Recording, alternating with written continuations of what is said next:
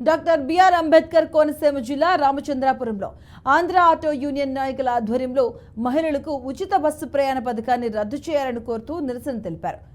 ఇక ఉచిత బస్సు ప్రయాణం అమలు చేస్తే ఆటో డ్రైవర్ల జీవనోపాధి కోల్పోతారని గుర్తు చేశారు. ప్రభుత్వం ఆలోచించి మహిళలకు ఉచిత బస్సు ప్రయాణాన్ని రద్దు చేయాలని కోరారు.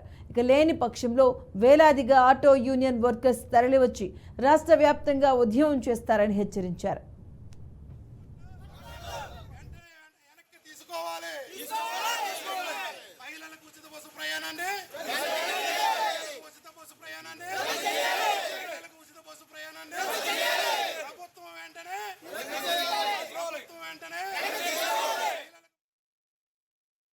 ఏదైతే ప్రభుత్వం సూపర్ 6 హామీలో భాగంగా మహిళలకు ఉచిత బస్సు సౌకర్యాన్ని ప్రవేశపెడుతుందో దాన్ని మేము మొదటి నుంచి కూడా తీవ్రంగా వ్యతిరేకిస్తున్నాం.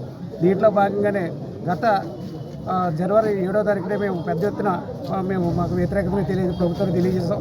అయితే ఈరోజు మేము రాష్ట్ర వ్యాప్తంగా ఉన్న ఆటో కార్మికులందరూ కూడా రోడ్డు పడే విధానం ఈ పథకం అమలు చేయడం వల్ల జరుగుతుంది. కాబట్టి దీన్ని మా ఆటో కార్మికుల దృష్టిని కూడా సమస్యలు కూడా మీరు దృష్టిలో పెట్టుకుని దీన్ని విరమించవలసిన కోరుతూ ఏదైనా సమస్యలు ఉన్నప్పుడు దీని మీద మీరు వాయిదా వేయండి. ప్రస్తుతానికి వేసి ఎవరైతే మా ఆటో యూనియన్ నాయకులు ఉన్నామో మా అందరితో చర్చలు జరిపి మా జీవన విధానానికి ఏ విధమైన ఇబ్బంది లేకుండా కలిగే మీరు చర్యలు తీసుకుని మమ్మల్ని దృష్టిలో పెట్టుకుని మీరు ఈ పథకాన్ని అమలు విషయంలో మీరు ముందుకెళ్ళాలని. ఆంధ్ర ఆటో వర్కర్స్ యూనియన్ జిల్లా అధ్యక్షుడిగా ఉన్నాను.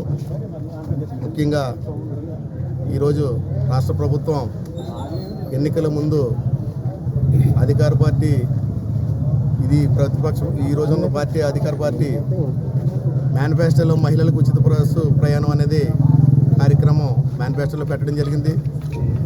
ఆ సమయంలో జనవరి 7వ తేదీన జిల్లా వ్యాప్తంగా నిరసన కార్యక్రమాలు చేయడం జరిగింది.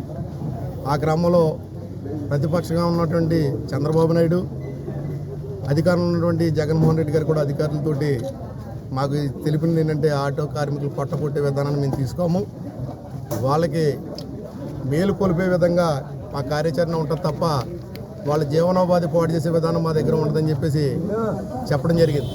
కానీ ఈరోజు చూసుకుంటే ఆగస్టు 15వ తేదీ నుంచి మహిళలకు ఉచిత బస్సు ప్రయాణం అనేది చెప్పేసి మరి న్యూసో తెలీదు, ఫేక్ న్యూసో తెలీదు, రాష్ట్ర ట్రాన్స్పోర్ట్ మంత్రి గారు పెట్టడం జరుగుతూ ఉంది. ఆంధ్ర